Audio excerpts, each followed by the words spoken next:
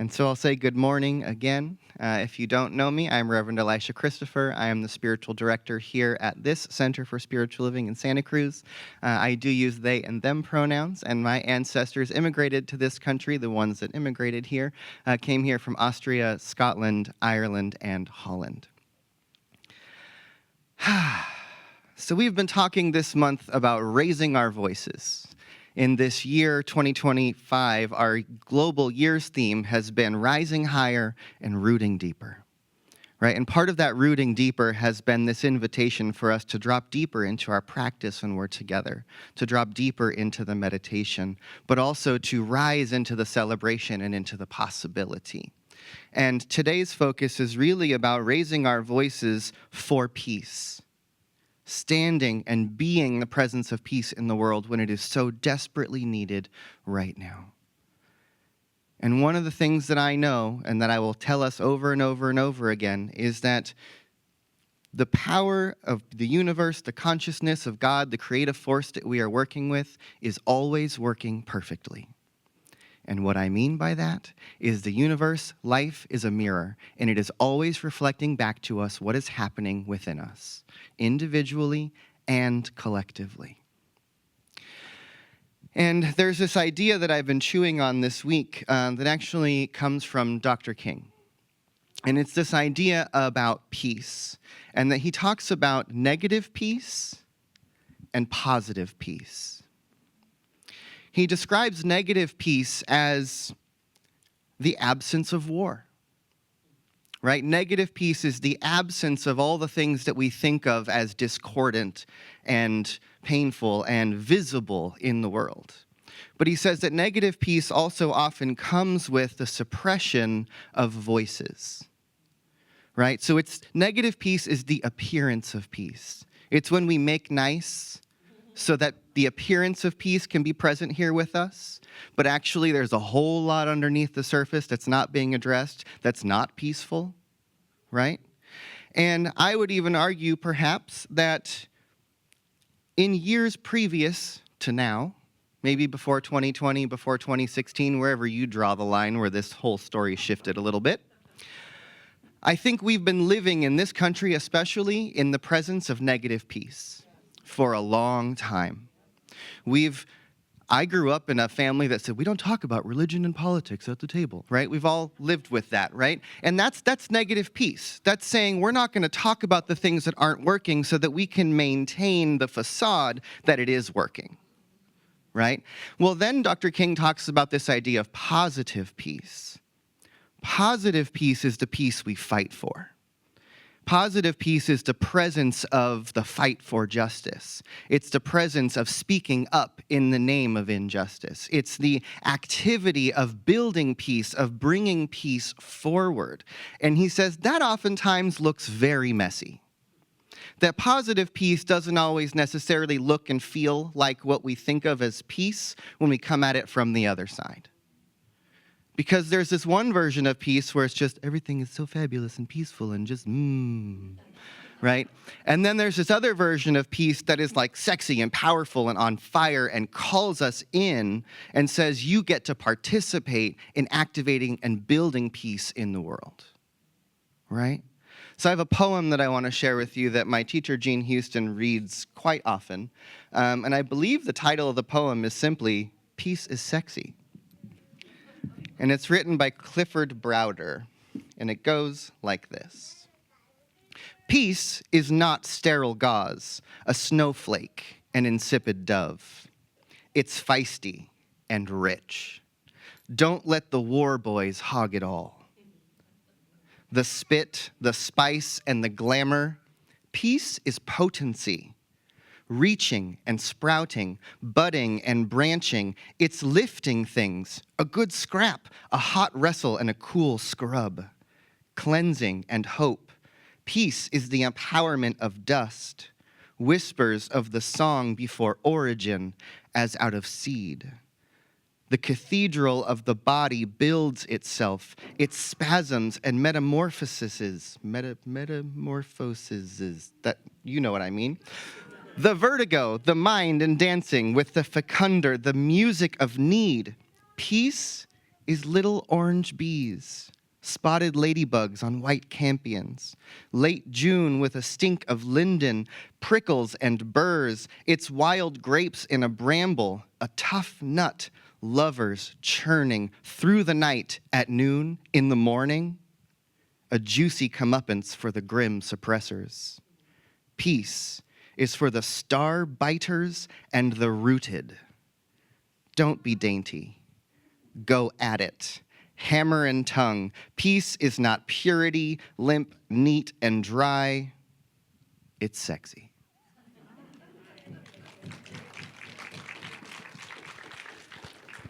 And I think that I love that poem because it's so yummy. It's just so inviting. It's giving this vision of peace that is on fire, this vision of peace that is vibrant, this vision of peace that is enticing, that calls us in. And I realized that if we want to be a people who are bringing peace into the world, into our lives, into our community, and into our nation, we have to do it with such delicious invitation. Right? There's one of my favorite books, which my synthesis year-long class is doing a book study on, is the book The Fifth Sacred Thing by Starhawk.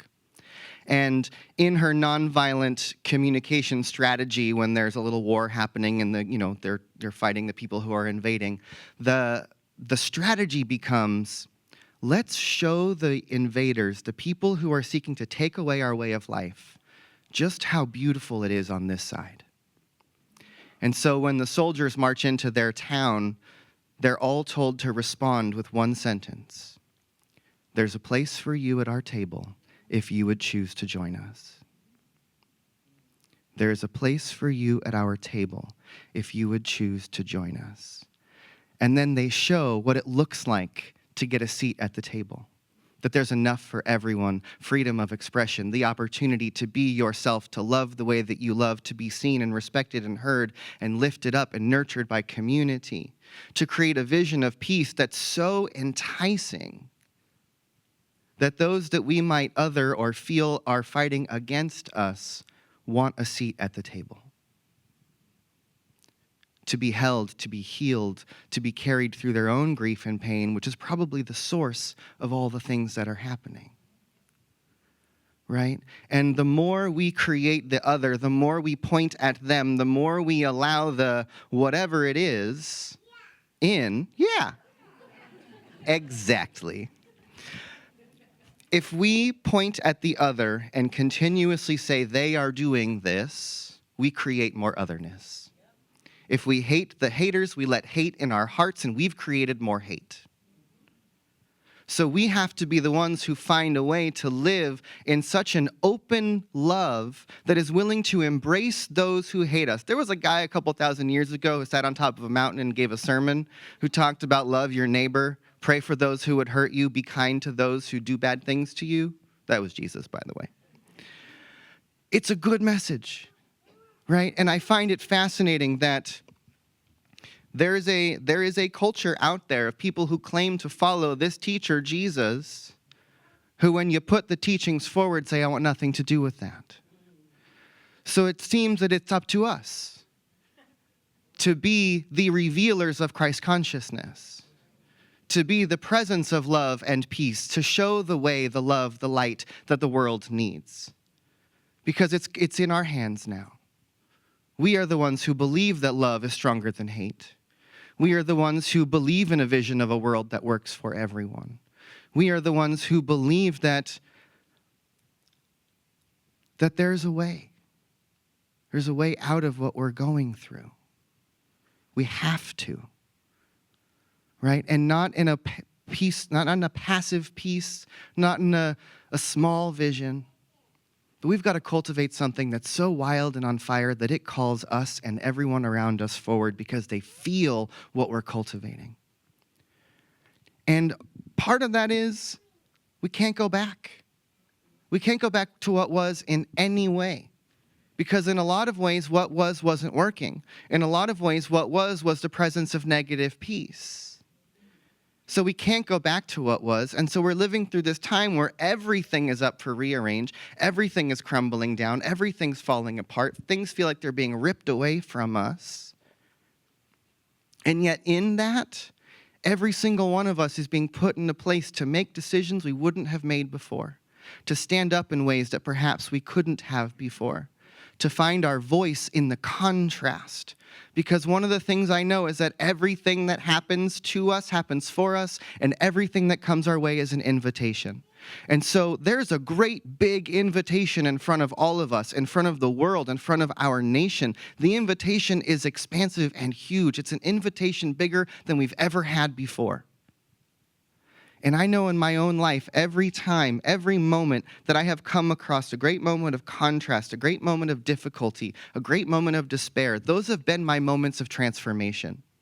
Those have been those moments where I've been willing to step out of what was comfortable and leap into something new. And we are all collectively, especially in this nation right now, we are all in that moment where we're being forced to be something we wouldn't have been before. And I think Spirit's up to something. I think the universe, God, evolution, the more is up to something, and it's breaking down everything that is no longer serving. And it's coming at us in really difficult and disturbing ways. But at the same time, there's newness, there's opportunity, there's compost being created, which is the nutrients that we need for what is next. And we are the seeds holding a vision of what's possible. And I've been thinking, oftentimes we talk about the metaphor of transformation as being in the chrysalis, right? We love that metaphor. The butterfly goes into, or the caterpillar goes into the chrysalis and becomes a butterfly. I said that backwards a couple weeks ago, and it was like, oh, that's funny. The butterfly goes into the chrysalis and becomes a caterpillar. That's a whole new transformation story. But we always talk about the chrysalis as that time of the goo and the melting, and we love the metaphor. We hate being in it. We love the metaphor. It's beautiful. It's powerful. I hear it in talks all over the place. We're in the chrysalis. But do you realize what happens in the chrysalis? The caterpillar melts. It dies. It becomes caterpillar soup, and all that no longer serves, all that was, falls away. And in that soup, there are imaginal cells. There are latent cells of the butterfly that have been waiting, that have been quiet, that have been unseen. And in the meltdown and in the soup, those imaginal cells wake up. And they go, oh, everything's falling apart. It must be time for me to build something. And so I had this vision as I've been thinking about our community and the great transition we're going through, being out of one space and looking for a new one and all the things that are happening there, looking at what's happening in our country. And I've been going through my own transformation process. And I heard myself say in one of my mastermind groups this week that I'm not in the chrysalis of transformation myself. We're not in the chrysalis. We are, but we're not the thing that's melting down. I'm the imaginal cell. You're the imaginal cell. And our whole story, our nation, our world is melting around us, and it's waking something up inside of each one of us because we're saying, oh, goody, now it's my time. Right? And I've told this story to many of us before that pre-2020, I never felt like I fit in the world. I've had anxiety up to here since I was born. And then in 2020, the world's anxiety rose to meet mine. And I was like, aha! This is the time I came here for. This is my water. Welcome. I know how to swim here. Right? And suddenly, the that which seemed wrong became exactly right for what I came here to do. That I went, oh, now I'm right on time. And so think about that for each one of us. There's an invitation here. We are the imaginal cells, that it all is melting down. The caterpillar's immune system is on fight, trying to save itself, but it's dying. And the butterfly version of us is on the way. But we, the imaginal cells, have to start working together. We have to start organizing. We have to start standing up in the soup and start building stuff out of what's not working. So that's our task, that's our call, is for us to catch the vision, which we're working on, and then start building it to become the new story. because it's been waiting to wake up. And it's waking up in us. Wake up!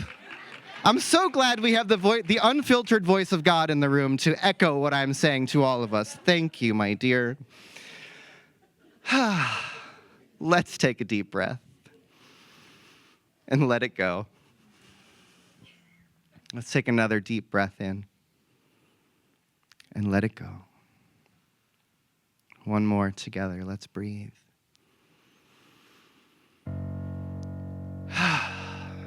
And so as we breathe together, I remind us that there is something greater than we are that is breathing us.